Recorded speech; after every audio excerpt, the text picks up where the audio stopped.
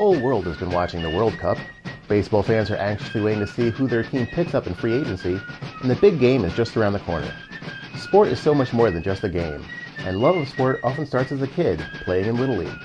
There you learn to be a team player, participate in physical activity, and, most importantly, have fun.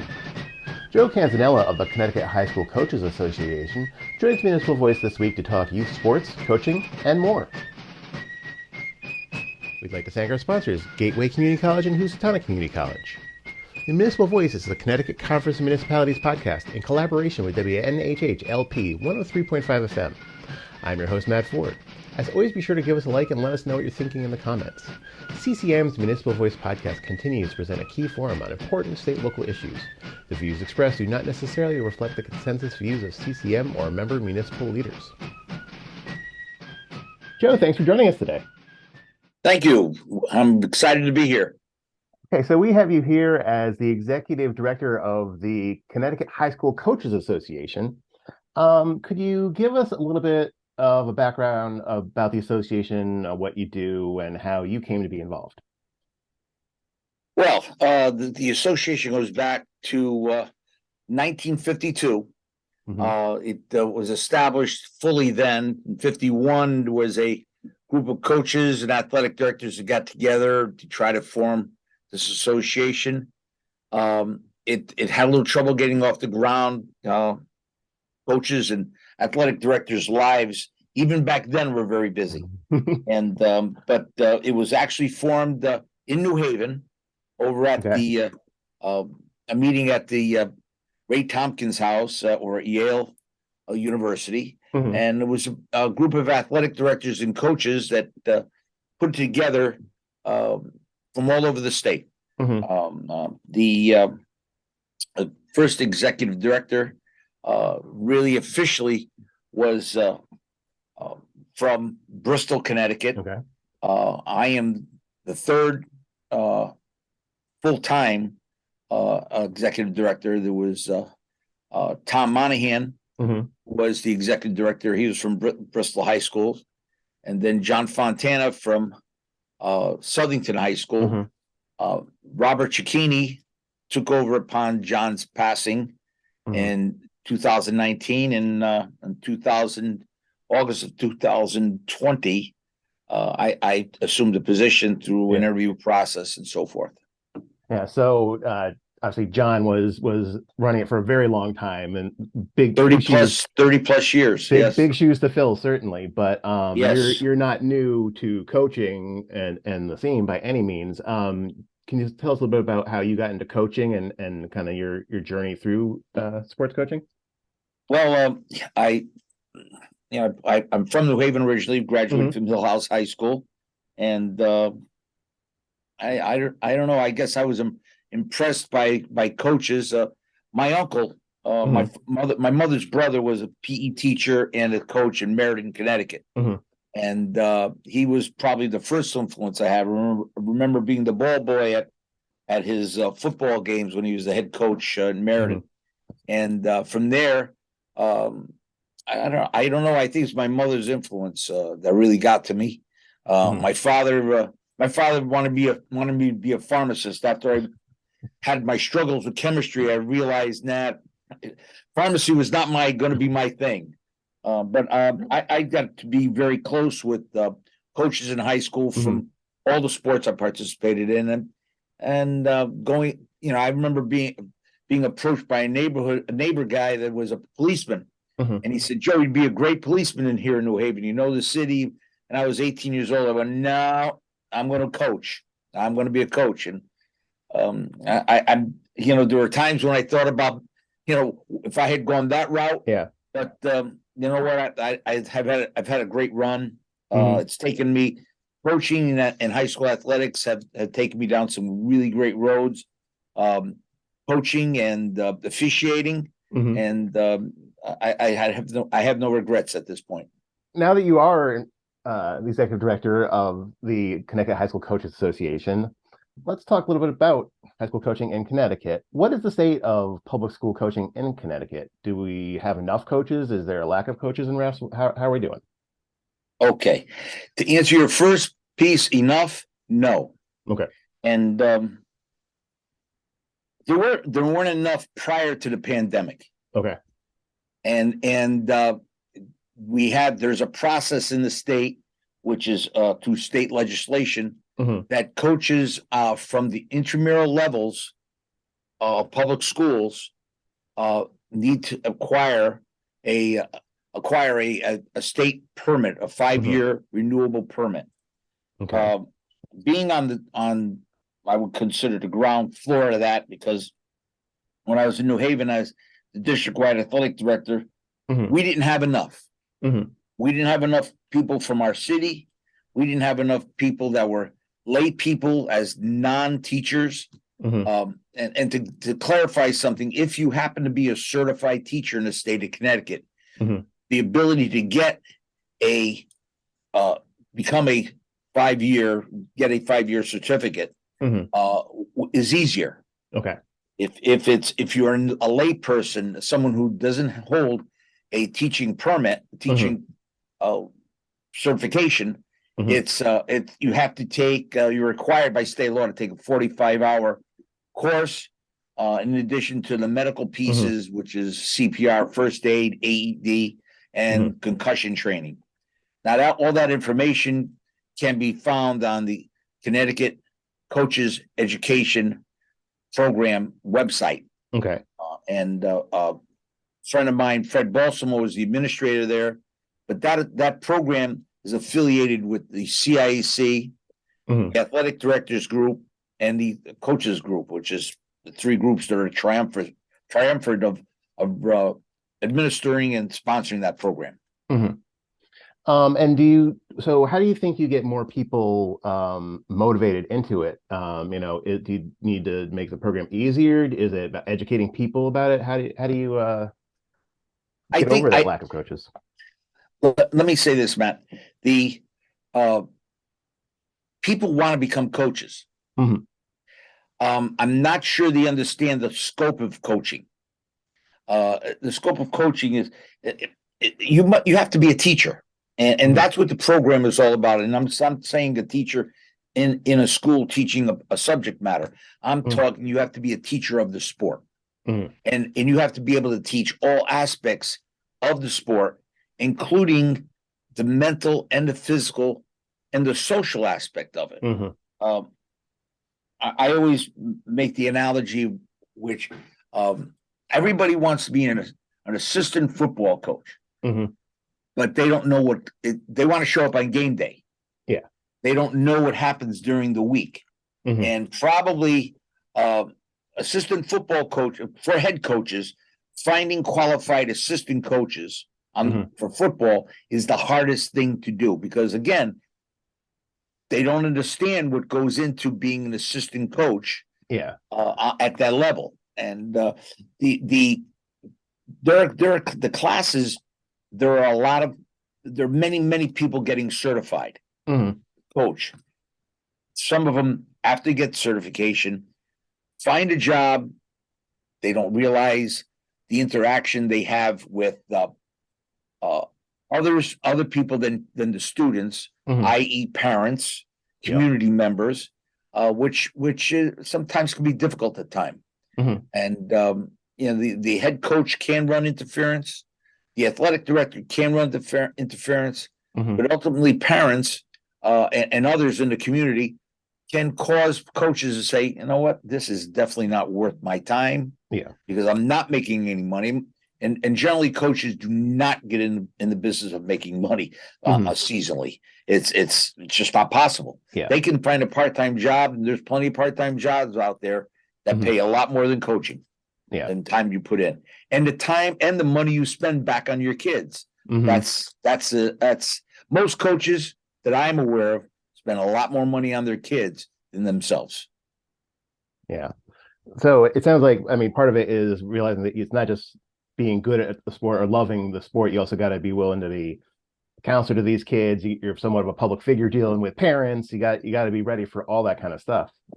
You did mention that the classes that they're taking. What actually goes into the Connecticut Coaching Education Program? Well, it again on the website, and of course, I was part of the development of some of the hourly pieces, and they're taught in hourly segments. Okay. And they can be taken on. There's very few hours that are in person. Most of it is online. Okay. Fred Balsamo, who is the administrator of that program and program director, has gone to great pain and cooperation with all his instructors to put everything online. So it's now easier to do it than any time else. At one time, people used to come to a central location and take it, and they would drive in from all over the state, and I mean from all over the state. So they'd come to a central location, be it in Cheshire at the CIAC, a building, or a high school in Eastern Connecticut, or a high school in Northern Connecticut, or a high school in Western Connecticut. And they tried to do it regional locations, but the online piece has made it easier than ever to obtain this certification, which is done through this. When completed, you fill out a form, which is located online at Connecticut Board of Education, and you submit it, and they go through it, and eventually it's approved, provided all the I's are dotted and T's are crossed. But there's a record of all that with the central location with the coaches education program. Excellent. And you say you can do it online. Do you happen to know what the website is that they should go to? Yes, it's Connecticut Coaches Education Program, and I can get that pretty easily for you before the end of the show. You'll send it to me, and I'll pop it up here in post. Yes, it's very easily accessed. There's a full-time secretary that addresses all questions via email and phone call. And she can answer all the questions as far as registering and time of classes and what's required. You are listening to the Municipal Voice on WNHH 103.5 FM. Well, I think one of the things that we always think of with coaches is motivation and motivating athletes. How do you, as coaches, get more motivation and understanding from young athletes? Well, when I was the athletic director in New Haven for 4 high schools, my point to the coaches, especially young coaches, motivation is something that comes internally, and if you have to, the body performance is indicated and directed by the mind. So if you can influence an athlete to do what it takes to excel in their sport, and not every student athlete has the ability to become an elite athlete, but they do have the ability to work at it if they want it. And motivation is something that comes from inside. Yeah. So it's something that coaches, especially with young, inexperienced athletes, need to lead in a particular manner to address the students' need. I mean, the first thing when I coached, the first thing I asked the girls, and I coached girls tennis. I said, "Why are you here?" And they would one-on-one. Why are you here? Well, I want to learn how to play tennis. I want to learn how to play tennis and be with my friends. I can't be with my friends. I need it for my college resume. Okay, that's all right too. But there are various reasons why kids play sports or in drama or in debate club. They have their reasons, and I think the coaches or teachers should know and understand them. Yeah. I mean, you do mention that not everyone's gonna be a star. In fact, most people aren't. How do you handle expectations when Aaron Judge makes $40 million a year, but less than 1% of 1% of people are ever going to be in the Major League Baseball? Let me say this. My experience has been that the expectations mostly come from their parents. Okay. Most student athletes, I believe, play sports because first they want to be with their friends. 2, they want to have fun. I know with girls, that's the number one thing. They want to have fun.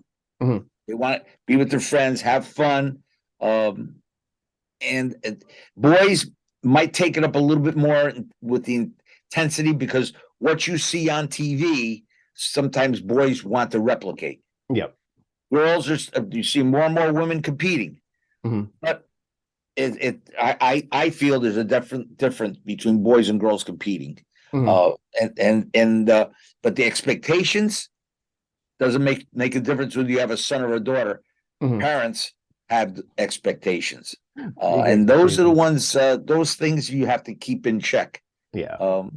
Meeting as a coach, meeting with parents, developing a relationship with parents, Mhm. having them understand where you're coming from and what Yeah. they can expect from you, and then what they can expect from their child, Mhm. as far as bringing home information, exchanging ideas, asking them how their day was, how Mhm. how how much fun was, not did you win or lose, how much Yeah. fun was today, Yeah. did you learn anything today? And some parents get it, some parents do not. Yeah. Now you mentioned, kids mostly want to do something with their friends and have fun. Do you ever feel like sports in 2022 are in competition with video games? Because they're competing, that's what it is. They're having fun, and there's leagues now. There's professionals at this. Does it ever feel like you're competing with the Xbox? Funny you mentioned that, because today there's a competition at Quinnipiac College. Hmm. Or Wednesday. I'm sorry, but I think it's Wednesday. Hmm. Uh, there is a competition of e-games, esports Hmm. at Quinnipiac from around the state, which I'm Hmm. going to be attending at some point. Okay. Uh, and I want to see it myself. I have not experienced it. Okay. I have two sons that are adults now that, um, for being a dad, I asked them not to have the video games until they were much older, which they if they did, they had them on these little games that I didn't Yeah. see. But they can be highly competitive, and our student athletes, potential student athletes, not playing physical sports in lieu of playing electronic sports, Yeah. perhaps.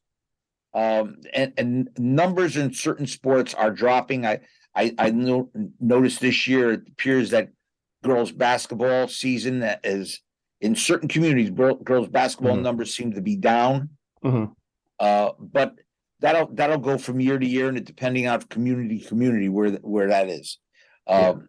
But I think that those students that feel the urge to compete on Hmm. a larger scale, Hmm. uh, listen, there you cannot have an idle mind and not and compete in esports. Hmm. You have to be fairly sharp from Yeah. what I can see. I don't know.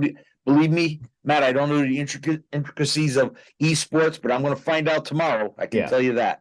I mean, I don't think currently are there any like coaches in the schools for this at Oh this point? yes, oh And yes, there so are. are they members of your organization at this point? No, but that's why I'm Okay. attending So tomorrow. like in the future that might be a thing. There might be Well, e-coaches in the organization. yes. A matter of fact, Matt, we just added the robotics to Oh, that's our cool.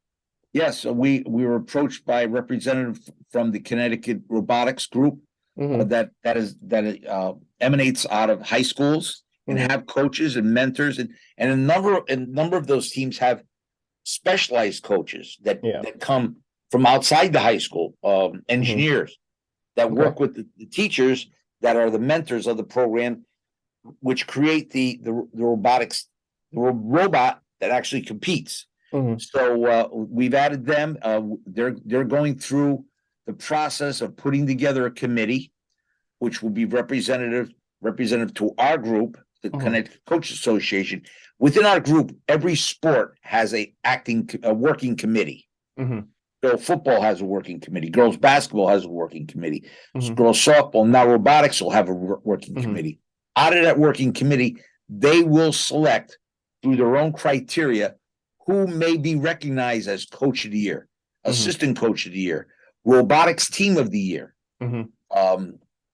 robotics organizer of the year, Yep. and they're all state, what they may consider their all state performers, Mhm. which within the robotics world could be various little groups within a robotics team.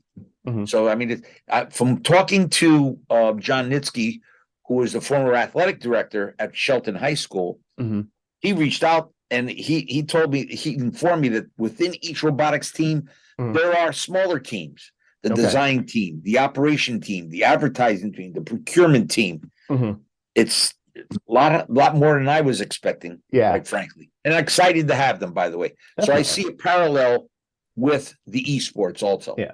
Now, is robotics the first non-athletics kind of division you've No, done? well, it's the first, what I would call not considered athletics, but we have cheerleading the spirit.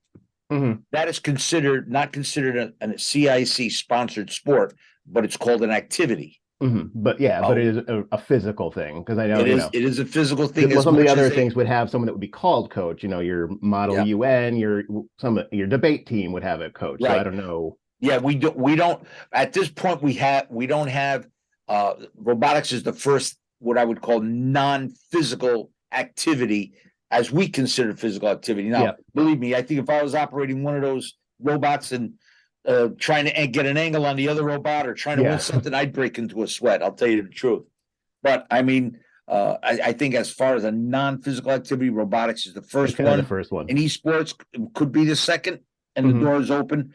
I mean, we're looking to we added girls ice hockey, which is a physical activity, but is not considered a CIC sport. Mhm. So we're looking to go onward to fencing and crew and of those non-CIC sponsored sports. Very cool.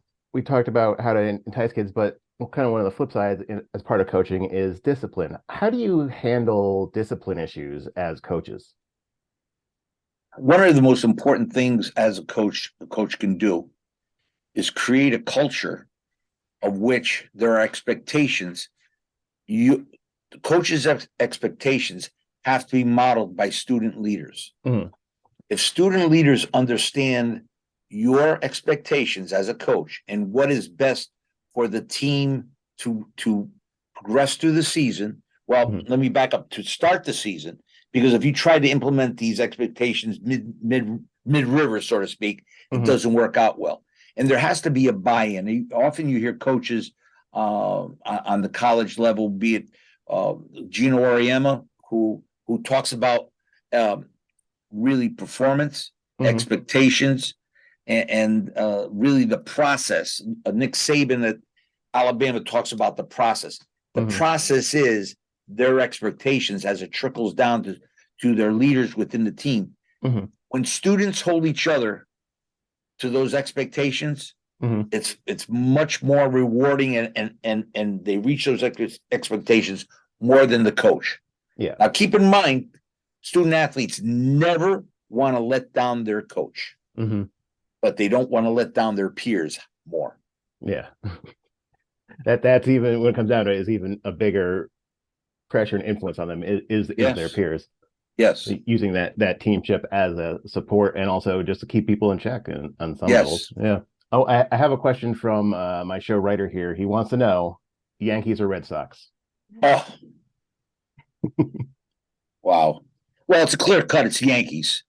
And the only reason why I say it so quickly, because as a young man growing up in New Haven, my next door neighbor was a Red Sox guy. And we played endless hours of wiffle ball and endless hours of wiffle ball. I don't think I can throw a ball today because of that.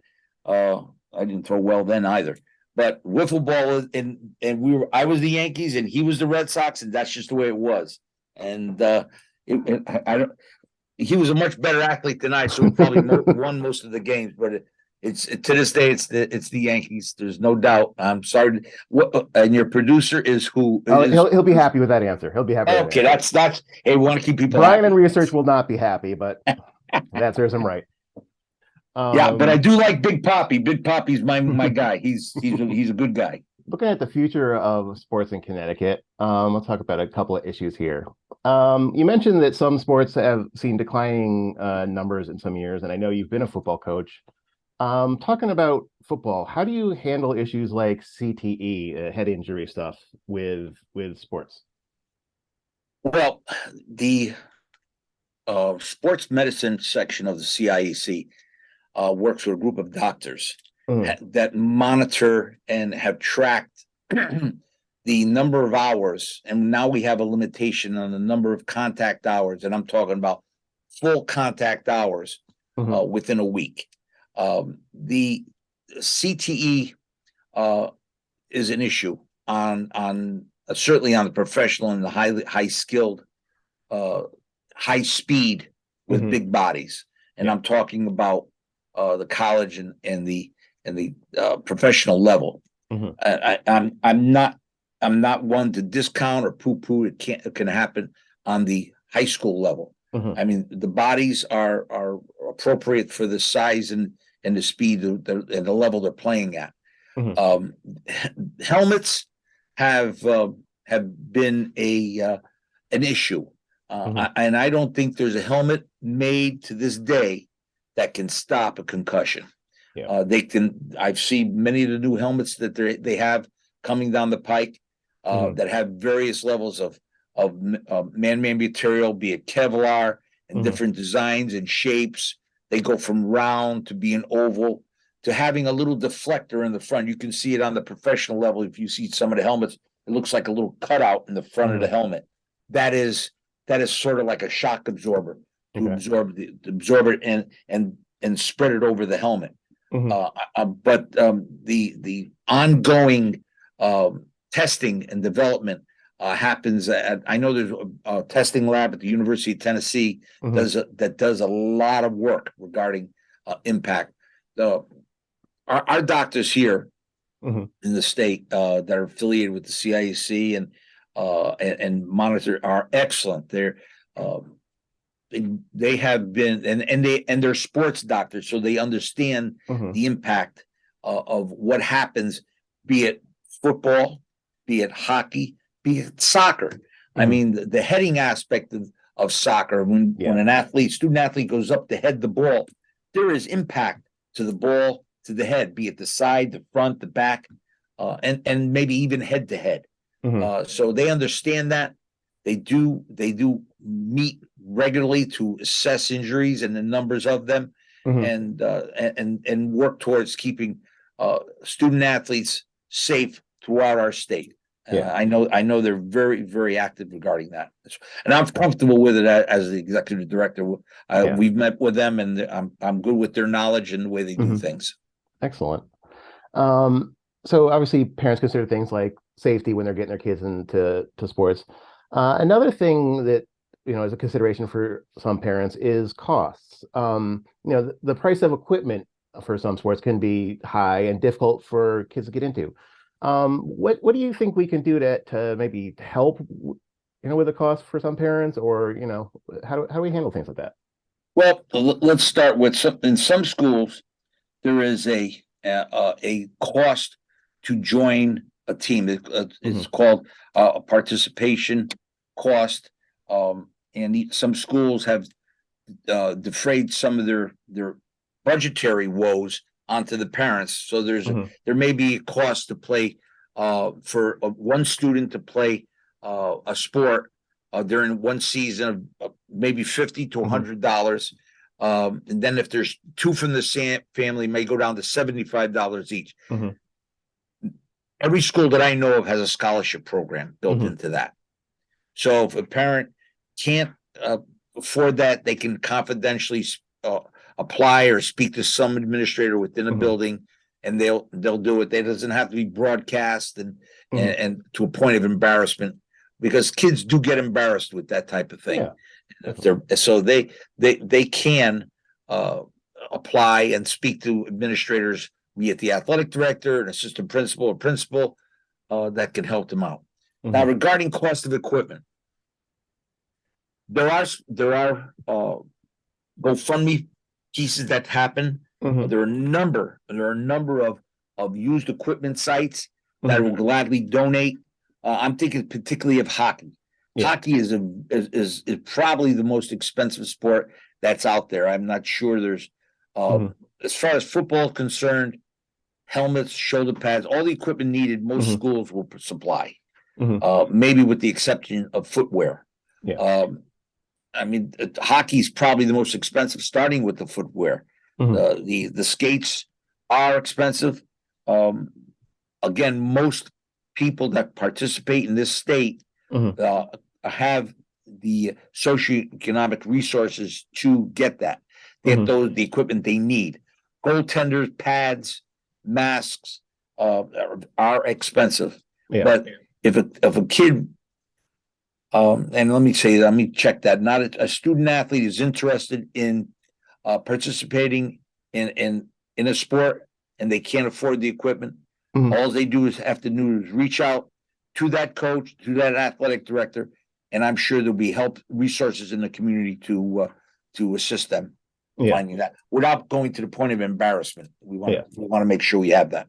Now, does your organization get involved at all with issues like funding of sports, like at the state level? Do you weigh in on the politics and that sort of stuff, or do you steer clear of that sort of thing?